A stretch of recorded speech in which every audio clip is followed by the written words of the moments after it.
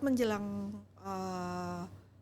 presiden terdahulu Pak Soeharto mau runtuh, itu banyak aktivis yang akhirnya memanfaatkan ruang digital. Sekarang mungkin tagar-tagar yang lebih gampang viral itu tagar-tagar yang konotasinya negatif, Bu. Ya, mungkin dulu ada Indonesia darurat gitu ya, atau Indonesia gelap. Kemudian apa? Versi yang tadi kita bicarakan, kalau ngelihat narasinya itu kan sangat provokatif ya. Ya. Nah, memang itu yang dicari di industri sosial media, industri media baru ya. Kadang konten di TV-TV nasional gitu ya, itu kan nggak viral. Jadi mereka mencari satu konten yang viral di sosial media, kita menjadikan Betul. konten. Indonesia tuh kita nggak bunuh-bunuhan aja menurut saya udah hebat gitu. Kalau saya punya uang ya Mbak, saya pingin sekali ada dana-dana untuk buzzer.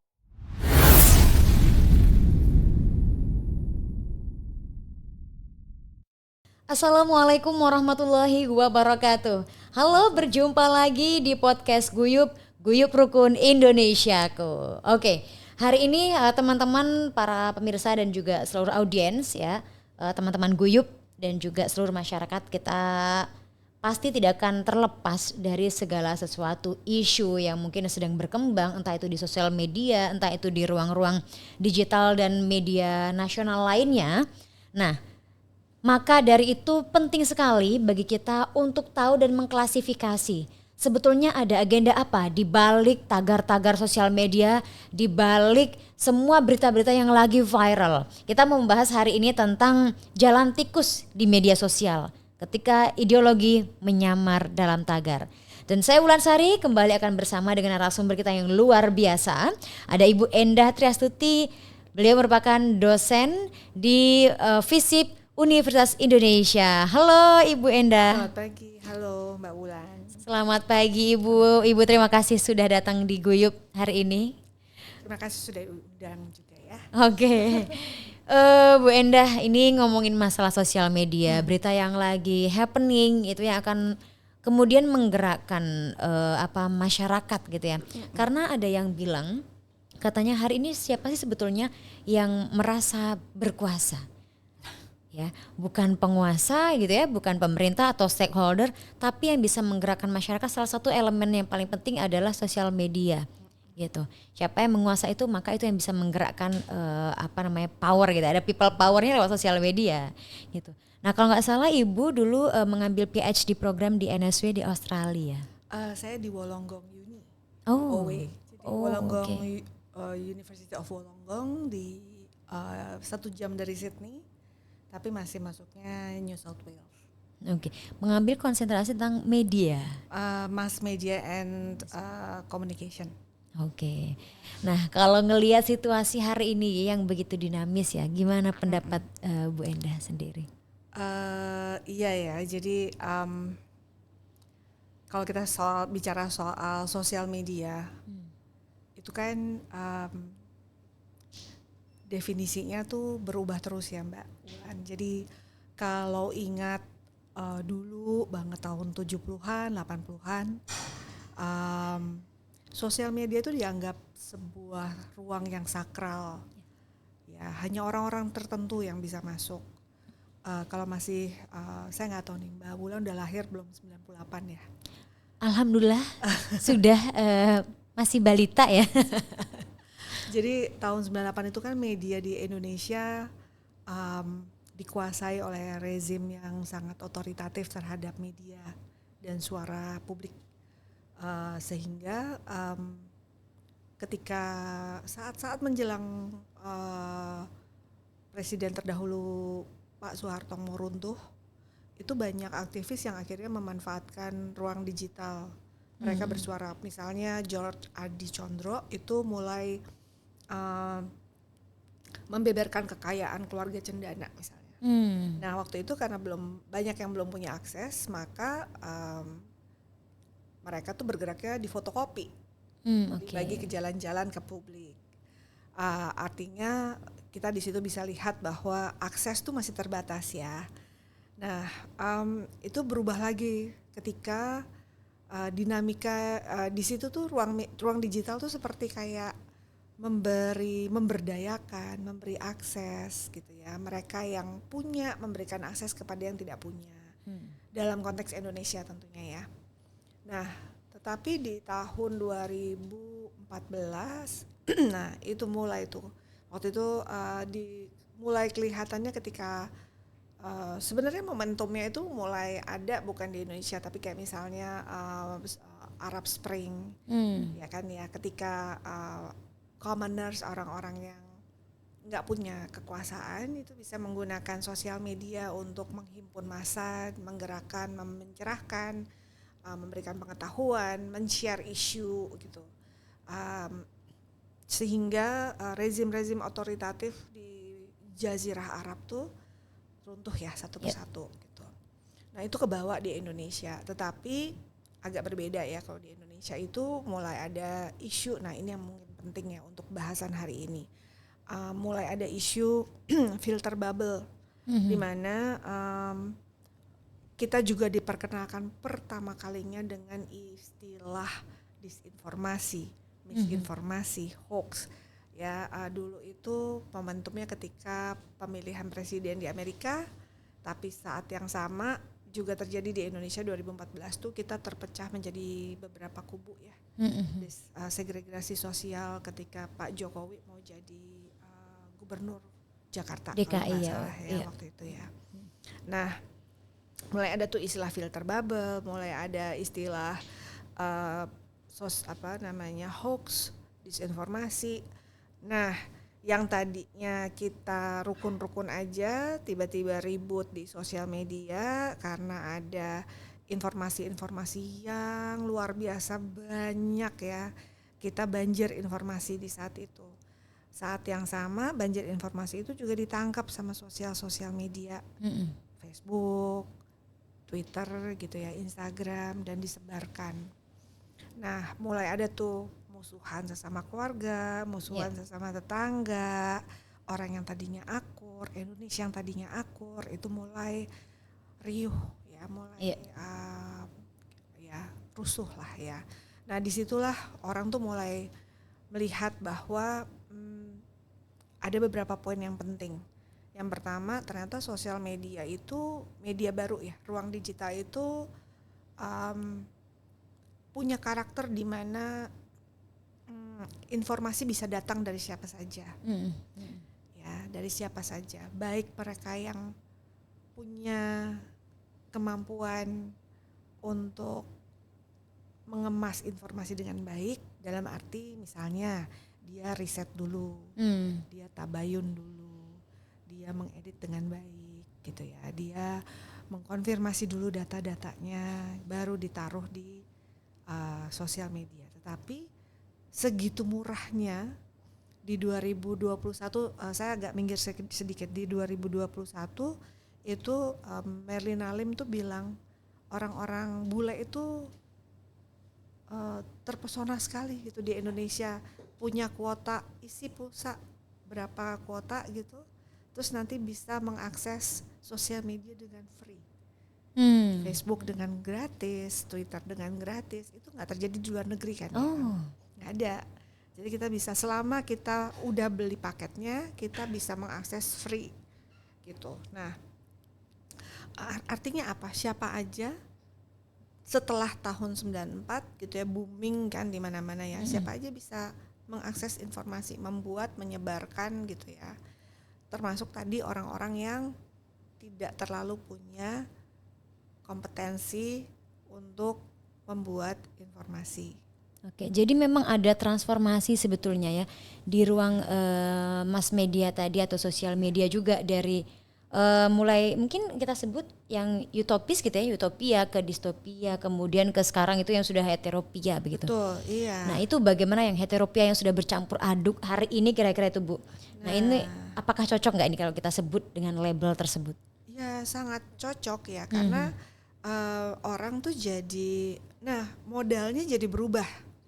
Modalnya itu bukan lagi orang punya ilmu jurnalisme yang baik.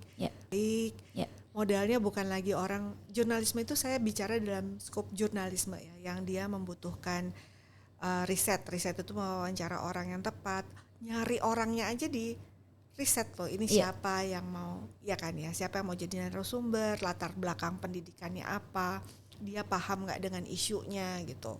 Itu aja udah riset. Kompetensi masih sangat Betul, diperhitungkan gitu. Betul. Lalu dikemas, ada proses editing, ada proses gatekeeper oleh editor, oleh newsroom gitu ya. Nah di sosial media ini kan semua bisa jadi semua ya. Orang yang modalitasnya jadi berubah, yang tadinya modalitas itu knowledge dan skill jurnalisme, sekarang modalitasnya adalah banyak-banyakan pengikut. Iya, atau viralisme. Viralitas, Ya. FYP, ya, ya kan ya. Pokoknya begitu. potongan video apa gitu ya, Betul. semua orang bisa menjadi citizen jurnalis gitu ya Bu ya. Betul, dan itu salah satunya didukung oleh bangunan teknologinya, sosial medianya, bukan cuman algoritma. Kita bicara lebih yang besar ya, bukan cuman sekadar algoritma, tapi juga seberapa jauh sosial media itu mengizinkan seseorang untuk ngapain. Oke. Gitu. Itu bukan algoritma. Algoritma jadi amplified dengan itu. Tetapi ketika sosial medianya secara brand ya, saya nggak mau bicara brandnya, tetapi secara teknologi dia punya bangunan arsitektur yang kayak apa dulu nih. Nah itu amplified algoritma untuk tadi viralitas gitu ya. Nggak penting apakah dia benar atau tidak. Tidak penting apakah sudah diriset atau tidak. Ada sosial media yang memang memelihara attention span-nya tuh pendek. Gitu, attention pendek itu contoh ya, kalau kayak Instagram itu kita harus selesai satu posting baru kita bisa scroll ke postingan berikutnya. Tapi ada sosial media yang nggak perlu, kita bisa cuman kalau nggak suka kita swipe. Lama-lama kan itu mempengaruhi psikologis kita ya, lelah ya otaknya. Jadi kita juga kayak mabok informasi, sehingga kita bukan berhenti dulu dan tabayun, tapi kita nggak suka ya udah kita swipe, nggak usah gitu. Banyak pilihan-pilihan lainnya gitu ya. Dan algoritma yang tadi kita Ibu sampaikan juga, misalnya di sosial media apapun itu ya, kalau dulu mungkin X atau Twitter itu pernah menjadi salah satu patron. Apa yang viral di Twitter akan pasti lari ke misalnya Facebook ataupun ke Instagram, bahkan ke grup-grup WhatsApp gitu ya. Nah kalau hari ini ada satu kondisi yang mungkin berbeda, misalnya karena tadi yang disebut oleh Ibu adalah kondisi psikis kita jadi berbeda nih, karena orang jadi lebih gampang ngelihat itu konten yang visual, audio, misalnya video pendek gitu, katanya sampai ada riset yang 8-3 detik itu mempengaruhi orang bakal nonton long termnya atau enggak gitu ya. Nah akhirnya orang nggak betah tuh nonton sampai bermenit-menit gitu ya. Paling 15 detik atau konten-konten yang bahkan Bu, kadang konten yang provokatif gitu. Gitu. Nah ini mempengaruhi dan mempercepat perubahan ini. Provokatif itu justru karena tadi kan, karena attention span-nya itu cuma 8 detik ya, dia ngambil yang paling provoke orang supaya bisa grabbing attention kan ya. Orang nggak suka tuh dengan podcast seperti ini yang panjang gitu ya, menjelaskan konteks, latar belakang, sejarah. Mereka generasi sekarang banyak yang nggak suka gitu. Mereka suka yang spektakuler, suka yang buat riuh, suka yang gemerlapan, yang kontroversial. Cukup sepotong dan mereka merasa mendapat informasi. Dan dengan tagar-tagar yang seolah itu penting, seolah itu agenda gitu. Mereka sama ketika kita misalnya menggunakan tagar Indonesia Guyup gitu ya, tapi kita long term nih, misalnya 1 jam, setengah jam gitu, bisa aja diambil oleh orang yang membuat tayangan provokatif dan mengambil tagar kita, tetapi isinya berbeda. Tapi masalahnya orang nggak peduli dengan isinya, mereka maunya yang pendek dan kontroversial, tapi sharing hashtag. Jadi seolah-olah bisa aja semua orang merasa ini, walaupun mungkin beda ya dengan podcast ini gitu ya, tapi begitu sharing tagar yang sama, banyak orang berpikir bahwa kita satu kubu, kita satu isi, kita gitu. Jadi logika algoritma, dan algoritma itu sekali lagi kalau saya bilang cuma amplified. Tetapi bangunan teknologi sosial media, ruang digitalnya itu yang membuat orang pada akhirnya mendesain otak kita ya untuk lebih suka yang pendek, lebih Iya. suka yang kontroversi gitu. Jadi Karena tadi kita menjadi simbol ya Bu, saya bisa mengartikulasi bahwa dengan simbol yang sama, dengan mungkin tarikan emosi yang sama, orang merasa kayak kita ini dalam satu frekuensi yang sama loh, dalam Iya. satu perjuangan yang sama. Betul. Kalau sekarang bentuknya adalah tagar. Nih, Betul. dan benar kata Ibu adalah sekarang mungkin tagar-tagar yang lebih gampang viral itu tagar-tagar yang sorry konotasinya negatif Bu. Ya, mungkin dulu ada Indonesia darurat gitu ya, atau Indonesia gelap, kemudian apalagi kabur aja dulu, Iya. ya kan sempat viral gitu ya. Iya. Kemudian ada yang konotasinya positif misalnya jaga Jakarta ketika lagi kericuhan dan lain sebagainya gitu ya. Tapi mungkin yang lebih gampang ditangkap oleh masyarakat kita gitu atau audiensis di sosial media itu tagar-tagar yang provokatif. Nah, Iya. ini berarti sebetulnya titik masalahnya ada di mana Bu? Apakah penyampai gitu ya atau produsen konten gitu ya, atau sebetulnya audiensis di sosial media itu sendiri? Kalau saya boleh ya Mbak bermimpi ya. Saya sebenarnya pingin sekali bahwa kita ada kurikulum atau ada gerakan untuk berhenti sejenak dari sosial media. Karena kalau saya tidak kenal itu tidak sayang. Benar ya Mbak ya? Ya. Nah kalau kita terlalu sibuk, kebetulan penelitian saya itu kan semuanya berbasis sosial media. Mau nggak mau saya sering scroll untuk ngumpulin data ya. Itu otak saya udah pusing sekali, sakit rasanya dan kebawa emosinya luar biasa sehingga nggak sempat gitu, terus nggak sempat berpikir, emosinya udah keseret gitu ya. Dan ada juga mungkin jadi kebawa FOMO, harus tahu yang viral dan yang kontroversi, mau ikut arus gitu. Kan tadi Mbak bilang ya tagar. Nah ada memang Mbak, jadi penelitian saya yang lain itu bilang bahwa disinformasi, hoax yang menyulut itu memang menggunakan emosi supaya dia kemakan sama orang dengan kata-kata yang negatif dan kontroversial. Jadi memang itu desainnya disinformasi, bukan desainnya algoritma, tapi desainnya disinformasi dan segregasi sosial. Gitu. Jadi ketika kita dibombardir dengan FYP dan yang lain-lain, algoritma kan diterpa terus ya. Itu makin sesak, makin emosinya tersulut, makin kepingin ikut apapun yang kita ikuti dari awal. Jadi sebenarnya saya pingin sekali kita punya gerakan yang nafas, tunggu, hitung 1, 2, 3, 4 supaya kita bisa lebih mencerna ya. Dan mungkin untuk kurikulum saya pingin banget sekolah-sekolah itu membuat tugas untuk mahasiswa untuk membuat podcast, untuk membuat liputan jurnalisme yang berbasis riset ya. Jadi bukan mendorong untuk FOMO dan untuk kejar klik ya. Kalau sekarang kan kejar klik tuh Mbak. Yeah. Ya kejar klik dan share gitu, bukan itu. Gitu. Tapi lebih ke kita paham dan bisa menjelaskan dengan baik. Karena saya yakin misalnya viralitas Indonesia darurat gitu ya. Ketika ditanya orangnya pasti nggak tahu. Daruratnya apa sih Indonesia? Iya. Jangan-jangan kamu bagian dari daruratnya Indonesia dengan terus scroll sosial media gitu. Jadi memang harusnya kita juga well educated gitu ya. Betul. Sebagai audiens gitu. Betul. Dan itu dimulainya kalau saya dari keluarga.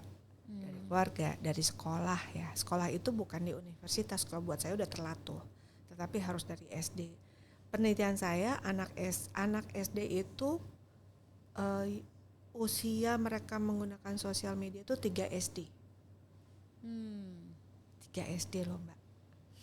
Kebayang kalau dia udah 4, 5, 6, 7 gitu ya. Akan selalu terinfluence. Betul. Dalam perilakunya dan Betul. tadi mungkin gak pengen jadi, pokoknya harus FOMO deh.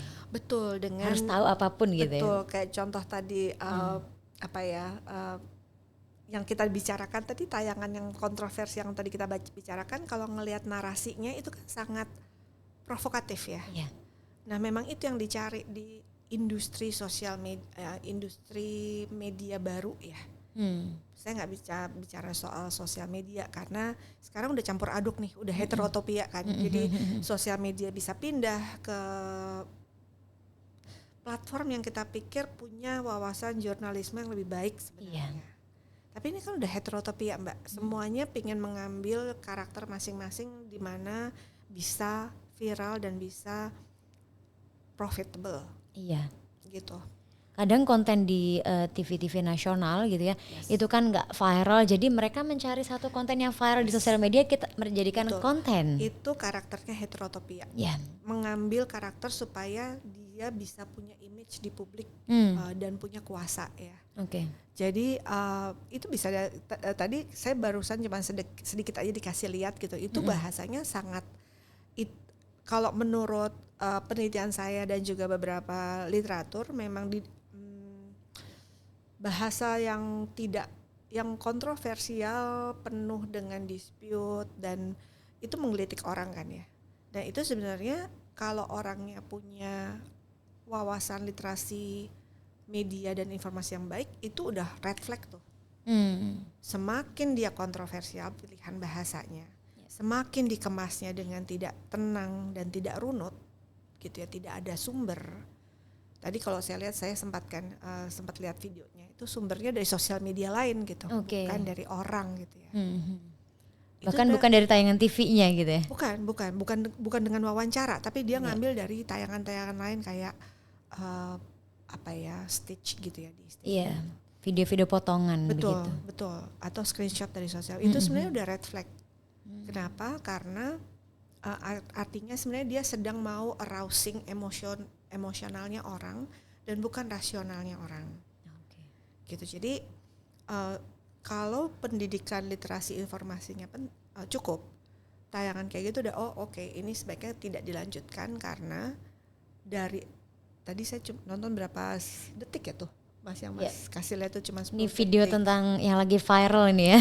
Itu kan cuma 10 detik ya tadi saya, tapi begitu mendengar dan ada beberapa itu udah harusnya hati-hati gitu. Saya tidak langsung bilang bahwa tayangan itu disinformasi ya. Tapi harusnya kita langsung sebentar nih, harus dievaluasi dulu nih gitu. Karena di semua penelitian tentang disinformasi, misinformasi, yang diserang itu emosi.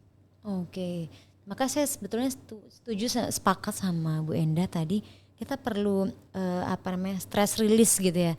Perlu waktu untuk break dulu ketika kita emosi udah meledak-ledak lihat sosial media gitu. Ini yang mungkin nggak kita sadari gitu ya. Betul.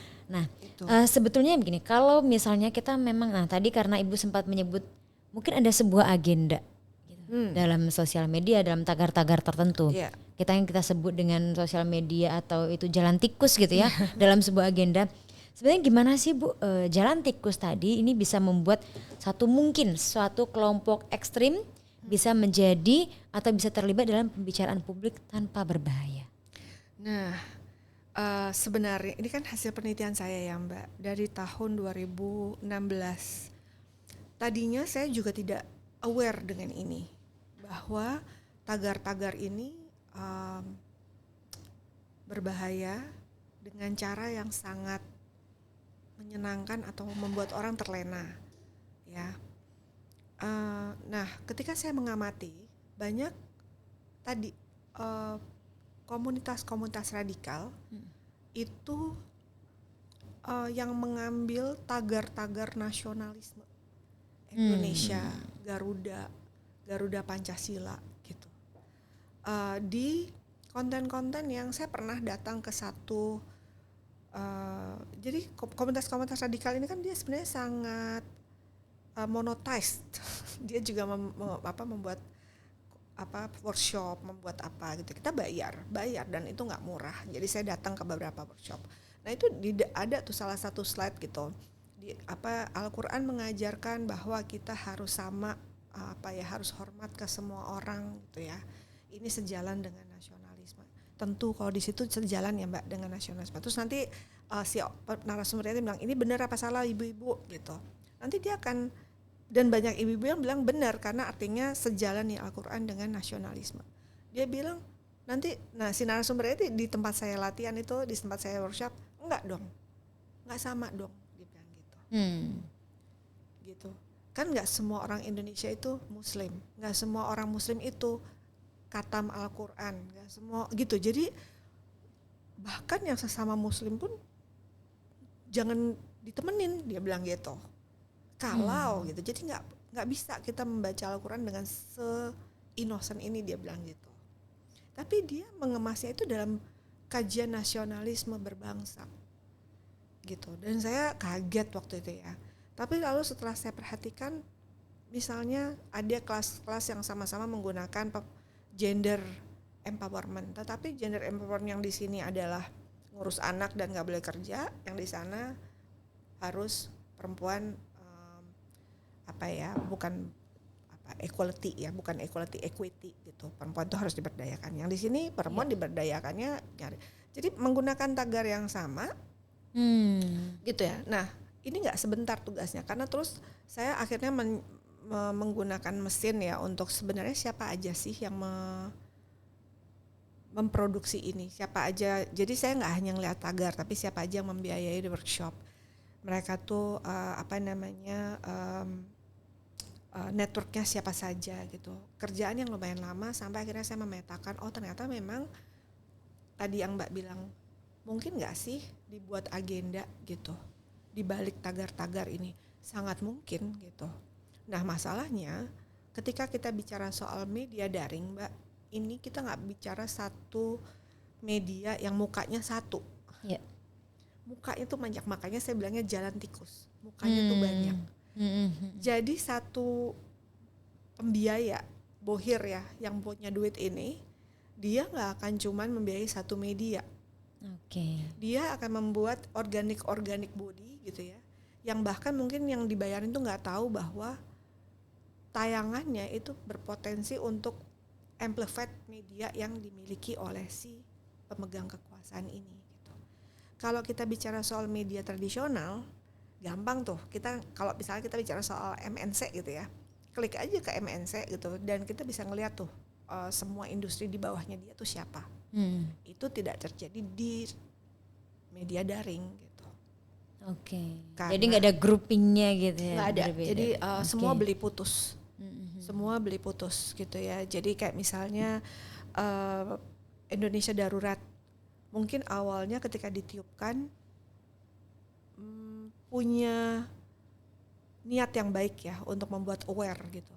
Tetapi ketika sesudah organik, uang ini dialirkan secara beli putus, itu orang udah nggak kekontrol lagi, Mbak.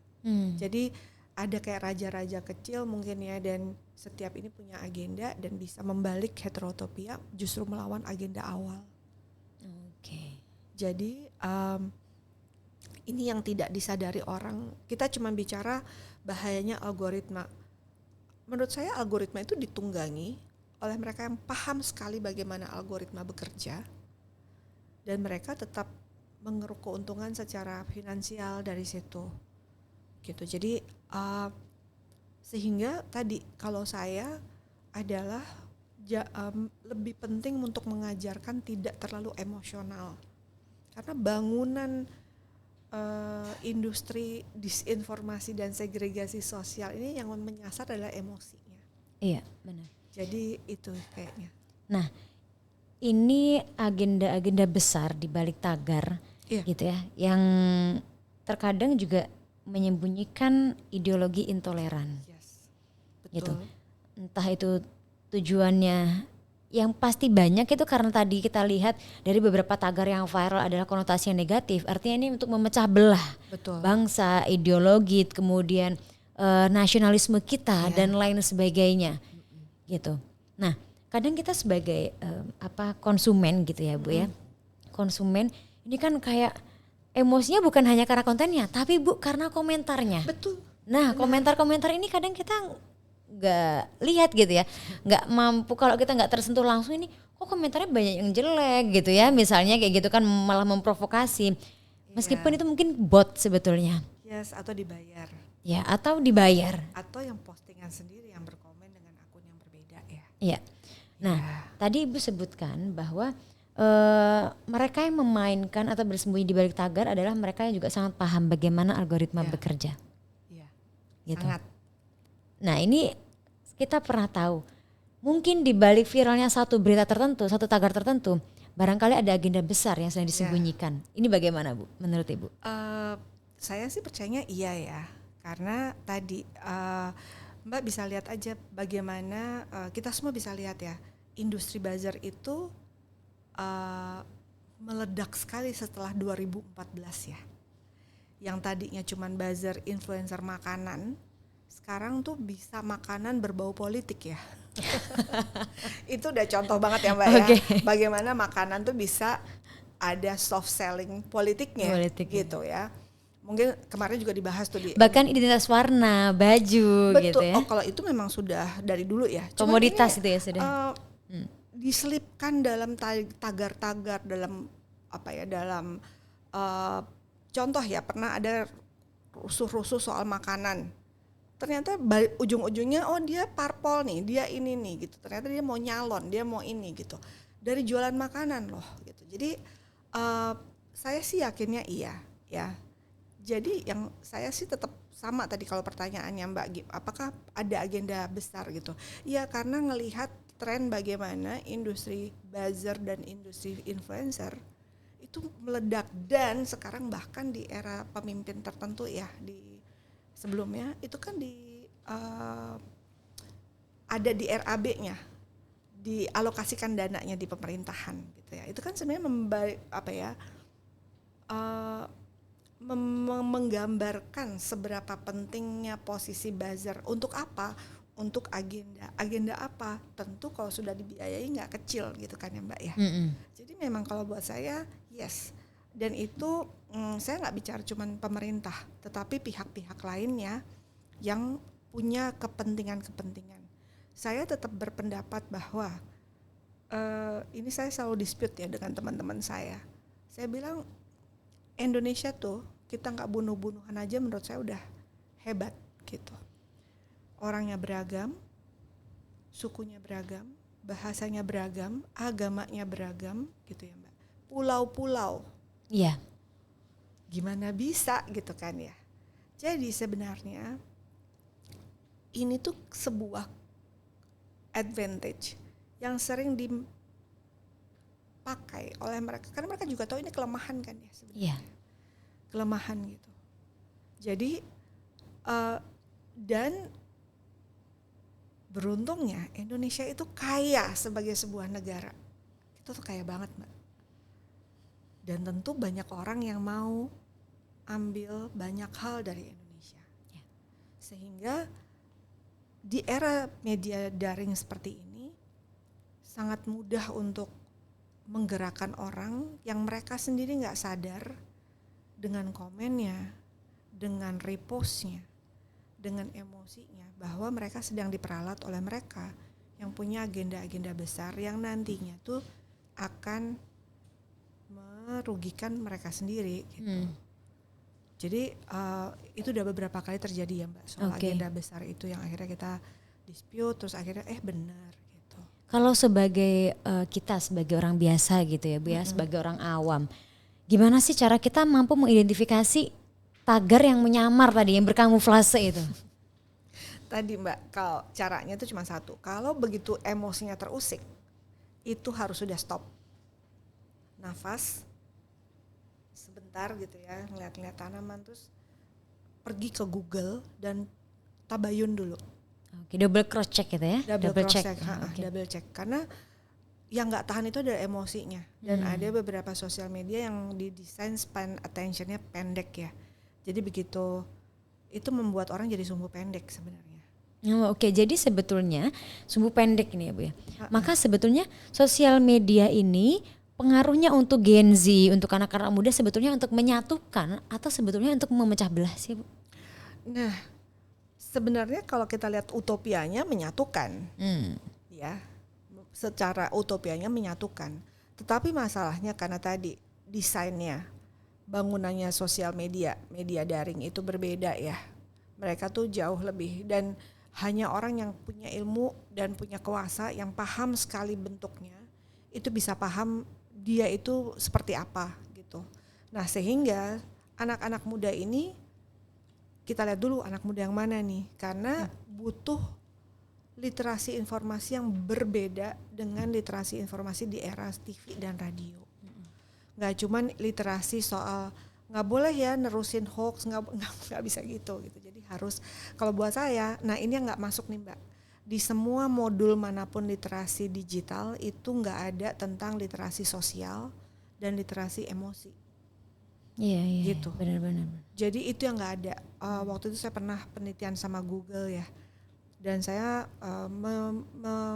meminta mereka untuk memasukkan adanya literasi sosial dan literasi emosional, karena itu yang diserang ketika kita bicara soal segregasi sosial, disinformasi, hoax, berita-berita yang spektakuler, itu yang diserang. Jadi itu yang harusnya dilakukan oleh Gen Z ya. Nah, apa ini yang tadi kita sebut sehingga ini memicu krisis identitas digital kita? Ya, salah satunya itu karena terlalu cepat, mau ikut-ikutan, asal keroyok ya. Ya. Mbak bisa kebayang nggak sih di era sekarang tuh anak-anak Gen Z tuh kayak ngeroyok maling, satu teriak maling gitu, gebukin dulu. Baru kalau udah cari, oh ternyata nggak kayak gini ya beritanya. Makanya suka banyak video klarifikasi. Harusnya kita meng-cross check dulu sebelum kita menayangkan sebuah konten gitu ya. Wah, ini luar biasa sebetulnya karena di satu sisi ini dua mata pisau yang mungkin akan tadi Bu sampaikan sebagai media pemersatu sebetulnya. Ya, tapi di satu sisi juga akan banyak agenda-agenda pemecah belah. Indonesia kita negara yang sangat kaya, tapi bangsa kita, warga negaranya kadang dibelah-belah lewat agenda-agenda kontroversi di sosial media. Nah, strateginya sebetulnya Bu yang kira-kira aplikatif yang juga mungkin gitu ya, gimana untuk memperkuat nilai kebangsaan kita di dunia digital yang hari ini wah luar biasa pokoknya. Aduh, kalau disuruh yang aplikatif, saya sih kalau saya punya uang ya Mbak, saya pingin sekali ada dana-dana untuk buzzer. Tapi buzzer ini nggak boleh cuma dipilih berdasarkan buzzer. Sebelum mereka jadi buzzer, mereka harus ikut kayak workshop nasionalisme gitu ya, kalau zaman dulu P4 ya. Dan mereka juga harus mengikuti pelatihan untuk membangun narasi yang membawa emosi yang positif ya, bukan emosi yang sebenarnya ini bisa kelihatan kayak misalnya kemarin waktu ada huru hara itu yang terakhir ya, ada narasi yang sangat bagus, saling melindungi, warga jaga warga. Buat saya itu sangat positif loh. Dan ternyata di beberapa orang itu, dan ini saya senangnya muncul dari yang komunitas Tionghoa. Yang saya Tionghoa tapi saya nasional, saya juga miskin, saya juga, dan itu mereka menggunakan sosial media gitu. Jadi saya selalu berpikir bahwa tak kenal maka tak sayang gitu. Jadi jangan selalu yang kalau buat saya ya, jangan selalu yang mayoritas ini melindungi bicara untuk yang minoritas. Tapi yang minoritas harus diajarin ngomong sendiri supaya kita kenal mereka. Sehingga buzzer-buzzer ini jangan langsung, karena kalau cuma disuruh dikasih uang, saya mau kamu membuat narasi nasionalisme gitu ya, terus nggak ada cuman ada kayak tor atau apa, nggak sepaham nanti Mbak tentang nasionalismenya. Jadi harus ada workshop nasionalisme dulu untuk para buzzer ini, baru kalau udah mereka diminta bantuan untuk memberikan kata-kata tagar yang baik, memberikan emosional yang baik untuk kebangsaan dan nasionalisme yang sesuai dengan Gen Z. Oke, jadi tetap harus membangun awareness-nya dulu. Betul, gitu ya Bu ya, supaya ini menjadi kesadaran yang komunal. Betul, karena kan tadi ya sosial media itu gede banget Mbak, dan kita juga Indonesia tuh beragam sekali. Kalau kita cuman buzzer tolong dong nih ada tornya, kita gitu nggak akan in the same page ya. Tetapi kita yang ingin menjaga nasionalisme dan persatuan gitu ya, harus duduk bareng dulu nih dalam satu workshop maunya seperti apa, baru bazar-bazar ini cukup misalnya 3 hari atau berapa hari, terus baru bazar-bazar ini diminta untuk membuat tagar-tagar konten-konten yang berisi dengan nasionalisme dan kebangsaan. Itu kalau menurut saya. Oke, jadi ini kita ingin mengundang, we invite all investor gitu ya untuk ayo dong kampanye hal-hal yang positif lagi gitu ya, all influencer gitu, untuk semua investor kita ayo untuk menjaga Indonesia kita, untuk menjaga guyupnya Indonesia kita ya, rukunnya Indonesia kita juga butuh energi yang luar biasa. Jangan investor itu hanya untuk hal-hal yang negatif, provokatif gitu, karena punya agenda tertentu. Yuk kita jaga Indonesia bersama-sama dan guyup bersama dengan warga dan seluruh masyarakat Indonesia. Oke, sebagai closing Ibu mungkin pesan-pesan untuk anak muda dan juga untuk seluruh warga negara Indonesia. Indonesia itu sangat indah, tempatnya sangat nyaman dan harus dijaga. Nggak jadul-jadul banget ya, karena Indonesia yang Gen Z juga bisa sangat nyaman dan sangat enak untuk ditinggali dan untuk hidup gitu. Jadi harus dimulai dari Gen Z-nya sendiri, jangan berharap sama yang tua-tua ya. Gen Z juga bisa, jadi mari kita membangun Indonesia Gen Z yang nyaman untuk semua. Oke, terima kasih Bu Endah, ini sudah berbagi dengan Guyup di podcast kita hari ini, dan tentunya ini menjadi kewajiban kita semua untuk menjaga kerukunan dan juga kebersamaan masyarakat kita, karena sejatinya kita masyarakat Indonesia adalah bangsa timur yang hidup bersama-sama secara komunal, bukan secara individual. Terima kasih, sampai jumpa di podcast berikutnya. Terima kasih Bu Endah sudah berjumpa pada hari ini. Terima kasih, sampai jumpa lagi Mbak. Baik, Assalamualaikum warahmatullahi wabarakatuh. Waalaikumsalam.